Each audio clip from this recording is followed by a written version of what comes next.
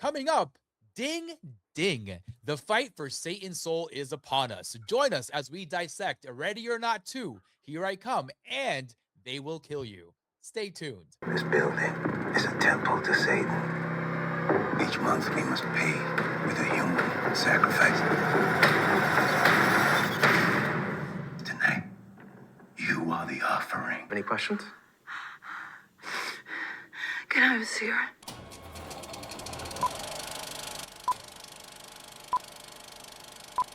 Welcome to the Morgue, where we dissect the latest and greatest in the world of entertainment. And we are your hosts, Arturo Padilla, along with Mr. Nick Valdez. Before we get started, do not forget to hit that subscribe button, hit that bell, and hit the thumbs up. That way you know when all these videos are dropping.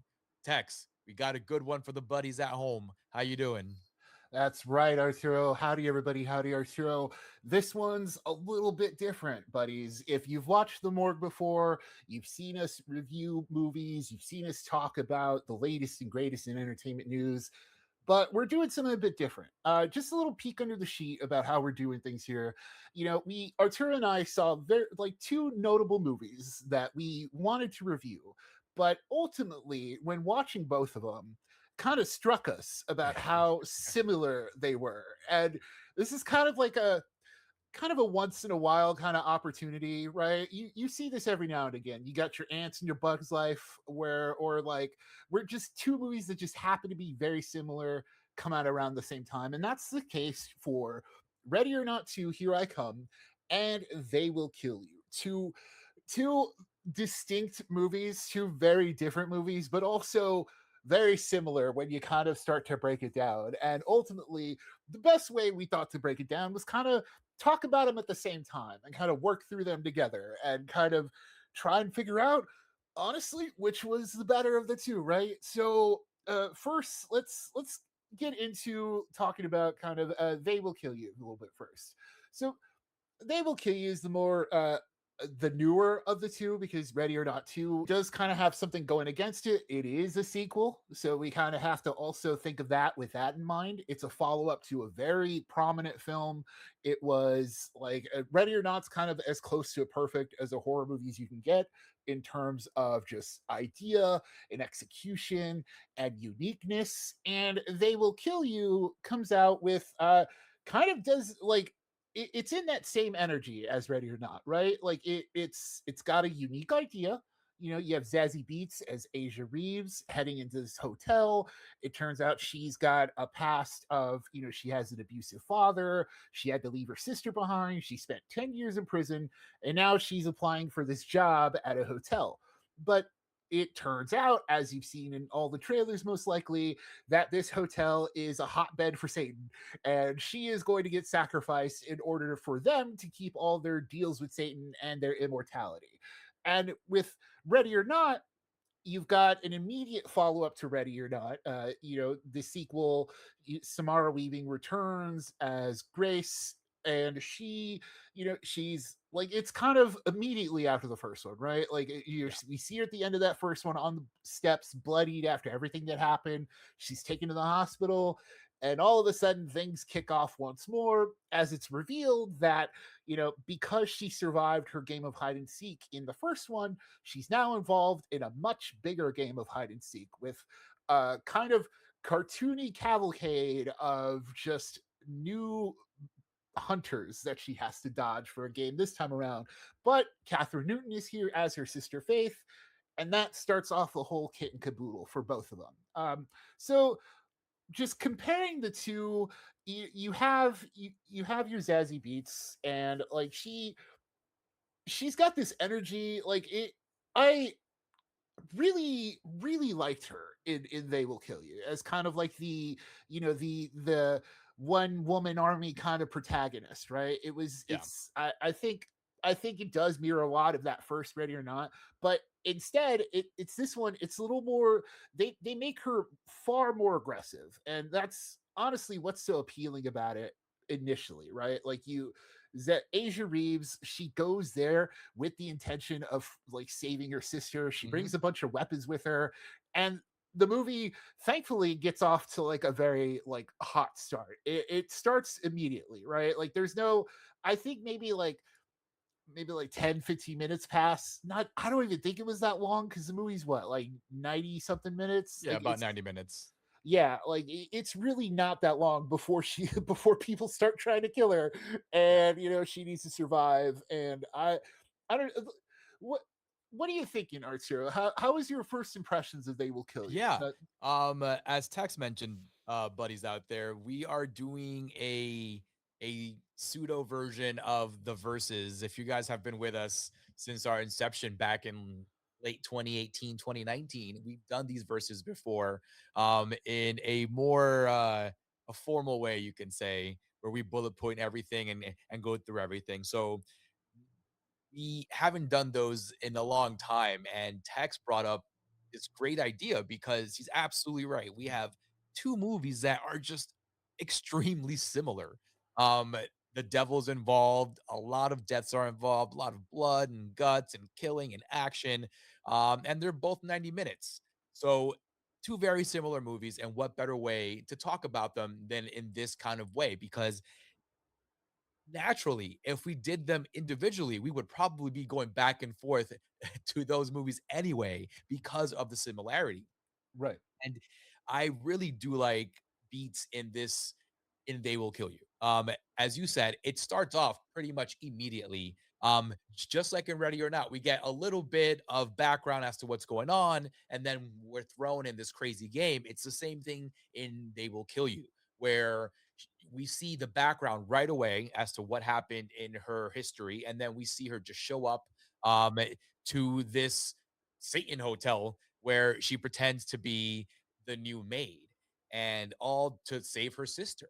And we get thrown into action pretty much right away after we go through the pleasantries of meeting the cast and whoever it is that we'll be seeing on the screen for a while. And it's the same thing with Ready or Not.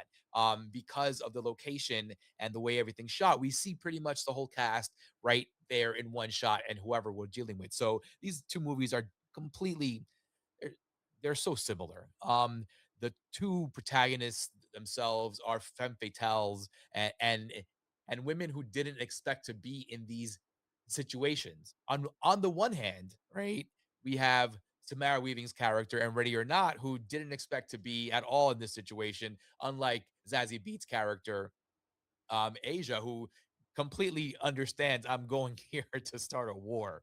So you do have that little difference there, but once we get into the thick of it, Tex, there are a lot of similarities here between the protagonists, between the supporting cast, not just in Ready or Not 2, but also in from the original Ready or Not. Part 2, we definitely have to get into that a little bit more individually because it is a sequel, as you mentioned, and it does carry that weight of this very successful original film, that it was a horror darling. I believe it won our 2019 Toe Tag Award as well. And it was one of the better movies of that year, horror wise, just in general, movie wise.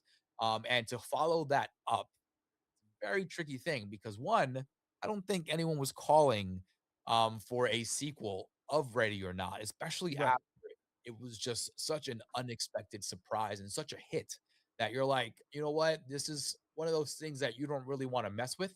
But here we are, right? We have a sequel, and Yeah. we deal with the fact that this sequel, unfortunately, doesn't have the same urgency or gravitas because they do deal with some large scale situations But in honestly, in both yeah. movies. Like honestly, yeah, it is lacking that sense of gravitas. Like Yeah, right.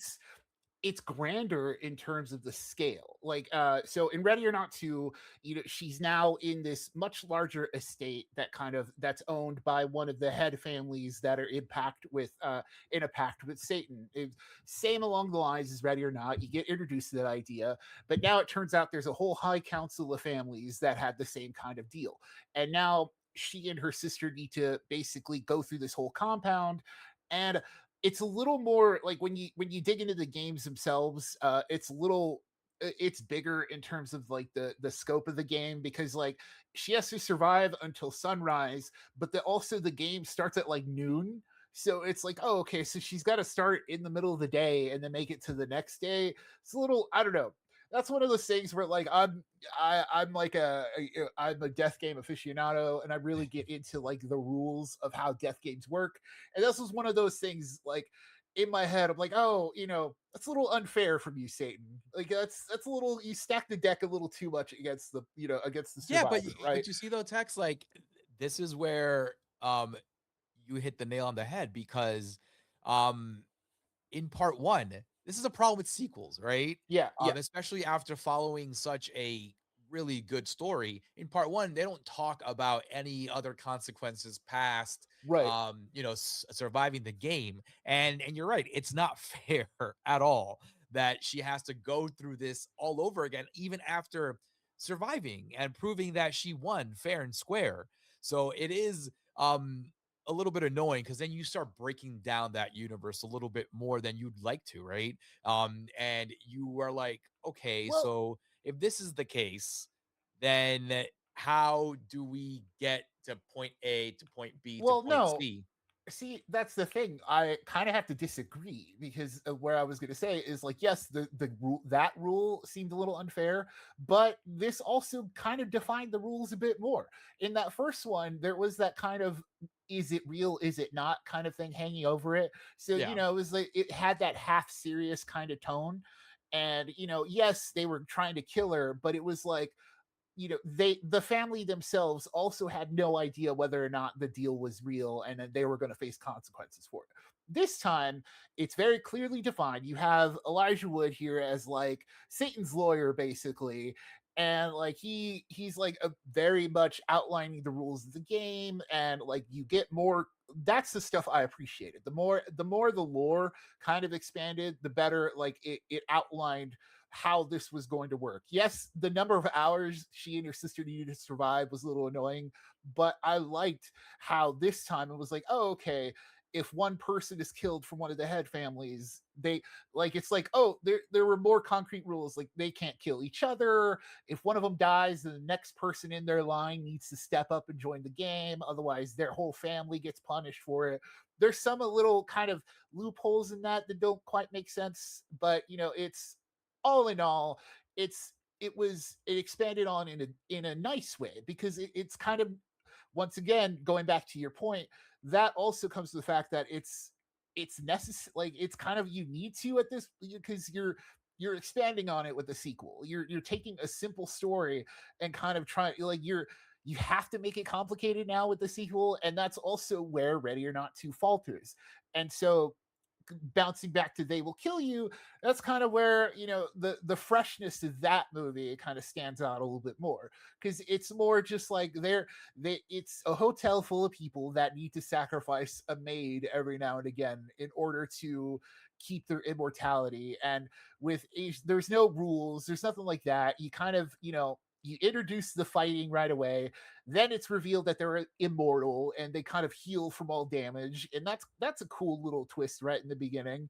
And then from there, it's like, okay, now she just needs to survive. There's no, it's not a death game in the same way as Ready or Not 2, and in that way, that's where that movie stands out more. It is allowed to have more fun with the idea, because Ready or Not 2 tries to have that fun. Like it tries to kind of like mirror the same kind of nonchalanty tone of that first one with its new cast, but they're all kind of like, they're a little too cartoony, right? Like they're like a little too heightened of people, like Yeah, yeah. That's why again, this is another way it is similar to They Will Kill You because of the supporting cast. They are very caricature like human yeah, beings. yeah. Um but like this is also another reason why I think Ready or Not 2 didn't really hit with me in particular, because the characters themselves, I just I don't know, I wasn't really feeling any of that new support. Yeah. um I liked Sarah Michelle Gellar's character and her brother. I think those 2 characters were the most defined and developed out of those new ones. I wish, like I do like the lawyer factor of it all. I Mhm. do wish though that the people involved were, as you mentioned, less like just less cartoony. You know, Yeah. that world seemed so serious in the first one that with these characters and this universe expanding a little bit, feels a little bit less serious. I don't know, like it took away a little bit from the The the threats, right? vibes and Yeah. the tone of that first one. I guess Yeah. because of just how everything turned out too, right? How like Yeah. uh with the I think they were brothers or cousins or something, the Indian guys, right? Mhm. They were like very comic relief. And I just feel that the cast of characters in this one, just it didn't hit the same, man. I wish, if anything, I do agree with you though. I have to walk back what I said earlier, and I do agree with what Tex mentioned that the elongating the story, getting a little bit more in depth did add some layers to it that were actually fun and engaging. But then the characters, I feel, don't do that stuff justice. If they kept Right. with the Dansworth, with Sarah Michelle Gellar's character and her brother's character, I forget the actor's name, the guy from The Faculty. Yeah, I But know, like, just OGs, and we had a yeah, dude, faculty like reunion here with Elijah Wood too, so, right? like, That's so yeah, awesome. I wish they focused on those 2 characters because that is where it really was more effective in terms of this universe because right. of them having control of everything and them going into the background, how their father was in control of everything. That was really dope because it showed, as Tex was mentioning, how this world actually works and that it is Yeah, real. That one person does control the reins to everything in the world, and he is a master of puppets, yeah, as you can say. yeah. But I do wish we had some more of that, man. I feel like that was really cool, and then we kind of lost that. It's hard to explain. No, it's the lore was ultimately more interesting than the death itself, right? Like the lore was ultimately more interesting than Grace and her sister trying to survive. And that's kind of sad, right? When you think about it, because that first Ready or Not, it wasn't like, yes, it was a death game, and yes, it was like the you know the reason death games work is you're supposed to really root for the character to survive whatever overcoming odds, right? And so when you have Grace surviving in that first one, it really is by the skin of her teeth, and it really is just everything happens by accident, by chance. She's just very lucky, all that sort of stuff. With the second one, you have her coming in more experienced, and with that, you kind of take it to that more experienced level too, of like, okay, now that she's been through it, she's also getting more aggressive, the fights are getting bloodier, and there's like an increased amount of kind of victims involved. Like, it's a higher body count, much higher blood count, more variety in the types of weapons used and stuff like that. But ultimately, like Arturo said, the hunters are far more hollow this time because of that expansion, and because of that, it ultimately, when you see Grace and Faith like fighting, it's like, oh, it's not as interesting as the world it's been building. And that's sort of a shame, because it's when you get a sequel, and that first one is so it's so crucial that you care about Grace, and in the second one you're kind of like, yeah, okay, it's like, it's just, there's this cloud of unnecessariness to it all, and unfortunately that hangs over the whole thing of like, Yeah. why are they telling this story? Why do we need to know about her sister and all that? And it's funny, when you especially compare it to They Will Kill You, where Asia Reeves is also protecting her sister, and it's another woman and her sister fighting against like hunters, hunting them for Satan. Yeah, And like a long lost sister too on top of that, right? So that's another yes, similarity between these 2 movies. yeah, two estranged pairs of sisters fighting against like Satanists, and and then They Will Kill You. It's allowed to, the fights there are far more grandiose in scale, but they have more fun with it.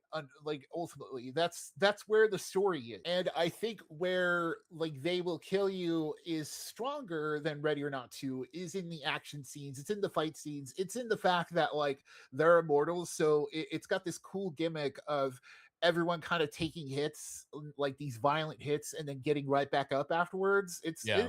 It is like it is a very cool idea to the point where you're like, oh, so she's only fighting, she's going through all this, and they temporarily go down. It's a cool, like, it's a cool way to like add to the genre, but in the story, that's where it's lacking compared to Ready or Not 2, where you have a much cooler world and cooler like ideas in terms of like how it uses Satan compared to They Will Kill You, which is like, when you find out about like the family in the hotel and like how, like, why they're even like sacrificing people and stuff, it's like, it feels kind of like one note, and it just never kind of I mean, out like, like it.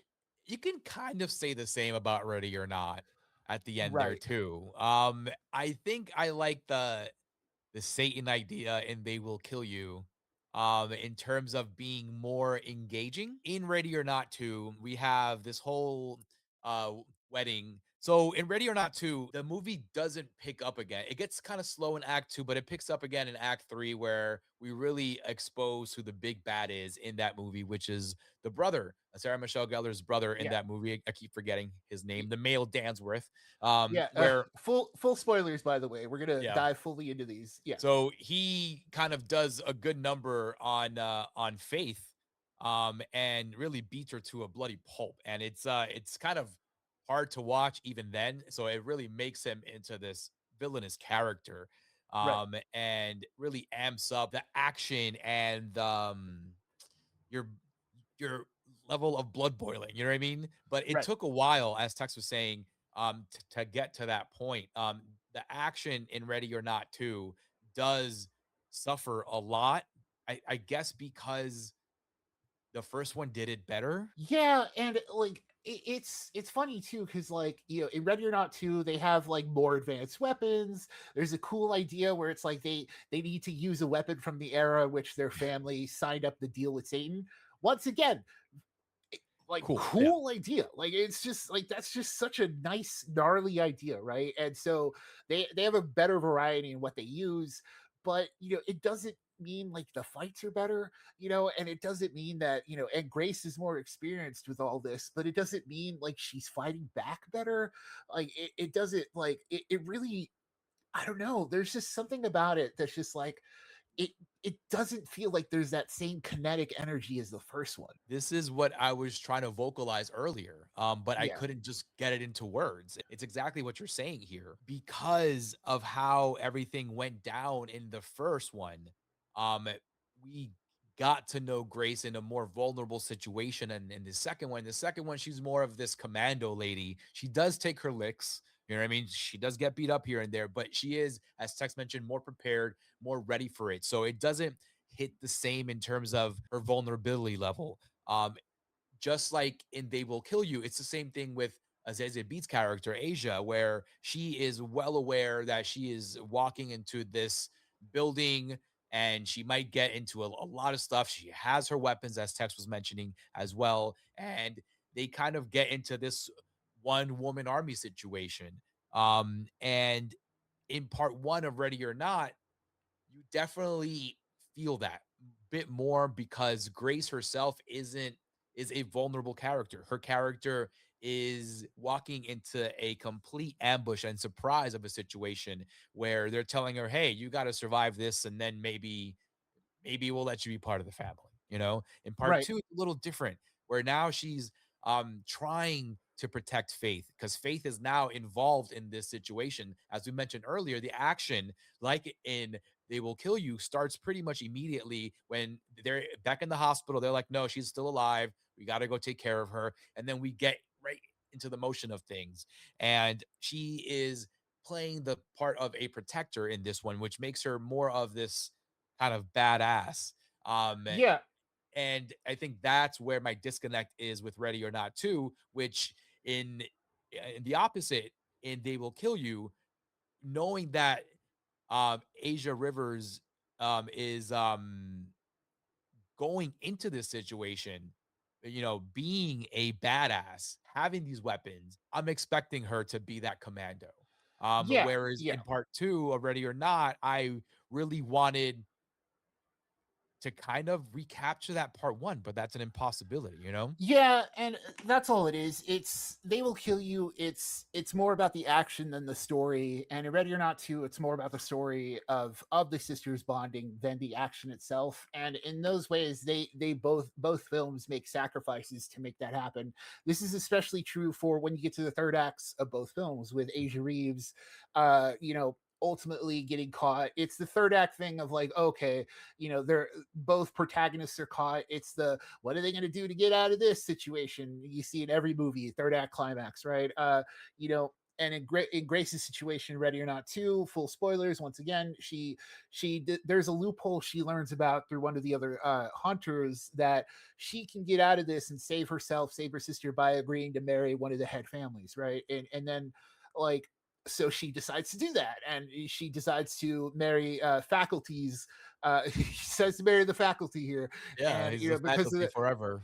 yeah, RIP. But so she decides to marry him, and then she like in that way it like the finale for Ready or Not 2 does feel in the same way as that first one, where it feels very grand, very big, very epic in Yeah, scale, and it pays off. Like that final, like the yeah, final climax of like how she gets out of the situation, and ultimately like the blood bombing that happens afterwards is awesome. Like it's very well done. It's cool. It's a cool way to wrap up Grace's little journey here together with her sister.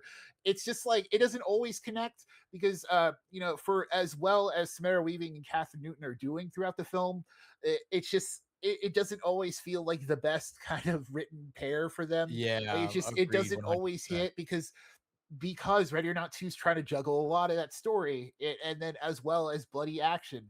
And we compare that to They Will Kill You, where Asia Reeves, her sister outright dies. And like the only way to save her sister is by like, so the thing with her is her sister wanted to sacrifice the next maid coming in order to sign a deal to become one of the people. It turned out to be Asia, and her sister wrote Asia's name on there to save her life. And thus like it's cool too because their version of Satan actually like takes action compared to Ready or Not too. Yeah, Like it's very well done too. There's like a pig head on a spike that Satan kind of like possesses, and then it speaks, and they kind of write their list is on the pig's head itself. So it's very yeah, that's pretty cool, dope. cool idea.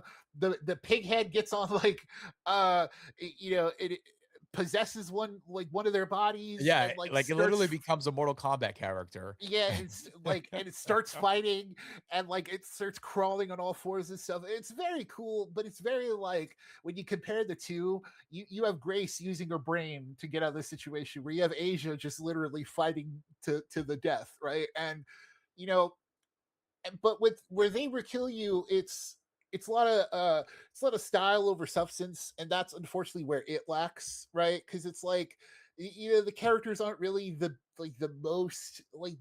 most compelling. They're not really like super interesting. You're not really like super into Asian or sisters like connection, right? It's Yeah, but at the same time, it's like it also kind of I honestly want to say barely tries to. Like it's like you get the bare minimum of their thing just so you can get to another Asia fight scene, which is fine. Like that's the thing. It's the kind of movie this is. But then then you have some performances that are a little wonky.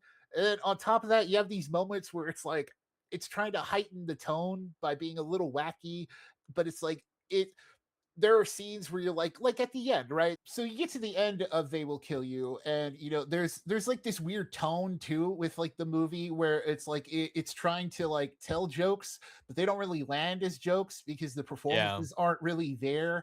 But also it's like they're not really jokes either. Right. So it's like you have these moments where you're like, oh, am I supposed to laugh at this? Like, but it's like heightening it, but it doesn't always kind of connect. And that's unfortunately the sacrifice that movie makes when it's like it's trying to do style over substance, and when it tries its substance it fails. And so Ready yeah, or Not 2 is in the opposite boat of like it's giving you all this substance, it's giving you all this stuff, but like when it tries to have style, it kind of really fails outside of that final like scene where it's like it goes full on batty nuts and bonkers with like the bloodbath and stuff at the end. And yeah. Uh, but ultimately, but you know what though, Tex? Like these movies, man, these movies, Tex, they're so similar in right. tone, right? That even in the end here, I still feel like both of them still lacked from what I think would have been a successful path for them, which is the sister relationship, right? Yeah. In both these movies, we lose sight of that sisterhood relationship that really kind of helps this story kind of trudge along from the acts 1, 2, and 3. Um, in Ready or Not 2, I think it's a huge missed opportunity that we didn't get more back and forth, as you mentioned earlier, Tex, in the show, that there wasn't enough dialogue for them to actually have that cool back and forth moment. Like they have like maybe one or two moments together after a whole bunch of action where they're finally by themselves and they're able to talk. But I feel both these actresses are super talented, and you can have put like the filmmaker should have put a lot more on their shoulders in terms of what they can carry dialogue wise in this movie. Because that's what I think were the best moments of Ready or Not 2 was when these sisters were on the screen at the same time and going back and forth, kind of just developing their relationship. And unfortunately, in They Will Kill You, I wanted to see more of their relationship because we didn't really get much at all. Yeah. In the Yeah. beginning, we just see them kind of running away from an abusive father, and then Asia, she shoots him because out of self defense and all that other stuff. So she runs away, and then a whole other thing which kind of ruins that a little bit with the sister relationship is that the sister blames her for leaving. It's like she shot him and she got caught that same day. It's not like Yeah. she was out in hiding for a Yeah. while And and she then would. finally got caught. It's wild that yeah, she was in prison. It's not like she left you, right? Yeah, And she was in that prison was for 10 years. Like that that's was a why she whole. left you because she Yeah, was in prison. that was the whole thing too. Like I get her being mad for being like, you left me. Like when you compare the two, right? Like you compare Ready or Not too, where that was the whole thing too, where Grace leaves Faith because they were also in a terrible situation. But in Grace's case, she really did leave her sister behind, right? Yeah. And but with Asia Reeves, like she tried to kill the dad and then went to prison for it. And the sister would know that. So it did seem a bit weird that It's a like little it was odd. just like kind of yeah. It's a little odd. So that being said, folks, you know how we do things here at the morgue. We did it a little bit differently this time around, but we kind of had to shake it up in order to talk about these two because, like Arturo said, we would have covered a lot of the same points. You probably would have heard the conversation twice Yeah. because they were ultimately they were very similar at their core and very similar in what they do. There are stark differences between the two in terms of what kind of direction they go in and how much they are successful one way or the other. But ultimately, we got an ants and bug life situation. So you know how we do things here at the morgue. We did a little bit differently this time around because both films were ultimately very similar. We would have had the same conversation twice. Mhm. This is a Bug's Life and Ants situation where yes, they were different in how they tackled certain ideas, and they were successful in some ways and not successful in other ways. They are two very different movies, but at the end of the day, in their core, they are very much the same thing. So we're going to start out with Ready or Not 2, Here I Come, because it is the franchise here. And how we do things here at the morgue, we have a rating scale of pay for it, which is go out to the theaters and see it immediately, or see it when it's on a streaming service immediately. Just check it out. And then there's wait for it, which is, oh, you can wait for it to hit streaming services, or oh, you can wait for it to, you can watch it conveniently at home, that kind of thing. And then there's stay away from it, which is the self-explanatory one of you won't be missing anything if you don't see it. So Arturo, I'm gonna throw it to you first. On our scale, pay for it, wait for it, or stay away from it. What say you about Ready or Not 2, Here I Come? Ready or Not 2, Here I Come. I am gonna have to give this one, unfortunately, a big wait for it.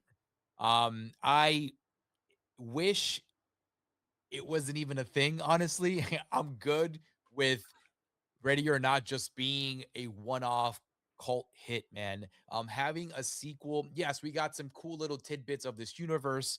We got some more expansion of the rules and the laws of how this all works, and that it is real, and that we do have somebody confirmed controlling everything.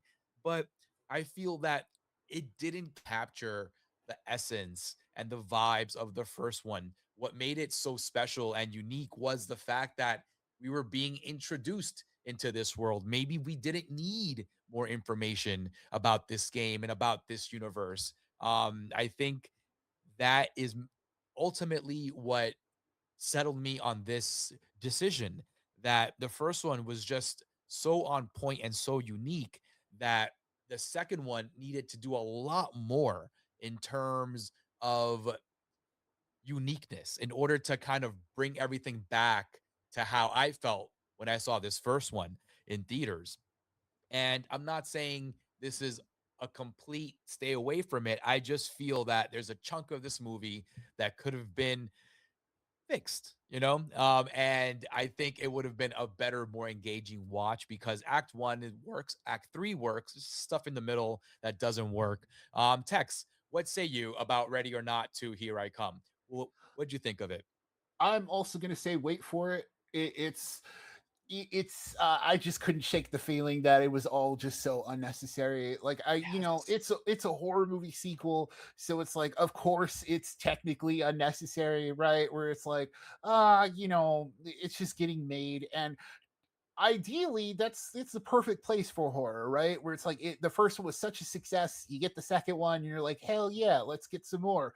But I don't know, nothing about this like made me like want it more. Like I was just like the first one is so tight and so well done that when you expand it to such a level, almost makes the first one seem worse because Yes. it's like oh Yes, I and don't I know if hate to say that, but it's so true. yeah, it's like I don't know if I want to be in this world anymore. Like I'm good on this, this universe, right? So I mean, kudos to them for making it, but it just couldn't shake that feeling. So let's move on to They Will Kill You, Arturo. So They Will Kill You. Same thing. I'm gonna pass it to you once more. Pay for it, or wait for it, or stay away from it. Once again, I'm gonna have to go with the good old wait for it on this one. I think this movie, fun, on paper, cool concept, some really cool ideas on paper when you see them down as bullet points, but then just putting it all together, I feel that it did lack a little bit of emotion behind it, a little bit of humanity in order for us to click with these protagonists, especially with the two sisters. As I said earlier in the show, I wish they would have delved a little bit more into their relationship, but the main goal of this movie was pretty much just hack and slash all your way to Act Three, and that's what it pretty much is. So you can watch this in the comfort of your own home. Tex, what say you about They Will Kill You? Once again, I will also agree. Like there's some cuckoo bananas bonkers stuff in here that like it there's some fun choices in terms of the fights. Very cool fights. Zazie Beats is like she's really on one. She's doing a big one with this one. And it's awesome seeing her. Like there's some really like we didn't get into like the physicality of it, but there's a lot of cool stuff that she does in this movie. It's like, oh, that's just a nice little action movie thing that I don't Yeah. think I've seen before. Like, you know what I mean? Like in terms of Mhm. like resourcefulness, in terms of fighting, and it's a lot of cool stuff, especially when you get to her fighting like the pighead Satan thing at the end. And ultimately, the harder question though, Arturo, from the both of these is what we've been trying to figure out this whole time. And it's which of the two is better? I'm Oh gonna man. I'm gonna lead this off. I'm gonna wrap this all up by saying I'm gonna give the edge to They Will Kill You. I did enjoy it more, and it gets the edge by being the fresh one. Unfortunately, like it's like yeah, it might be an unfair fight because Ready or Not 2 is the franchise, it's the sequel, but even as a sequel, it could have been a better movie, right? Like it could have been a Yeah. lot more entertaining than it was, but I gotta give it to They Will Kill You. Like in terms of the when I walked out of the theater, I was like, yeah, that wasn't bad. What do you think, Arturo? Yeah, you know what? Out of the two, I will definitely have to go with They Will Kill You. That's probably the one I would rewatch again here at home. Right. because of the action, because of the interesting characters and the immortality gimmick that they had. I really liked the pig fight at the end. It was very video game-ish.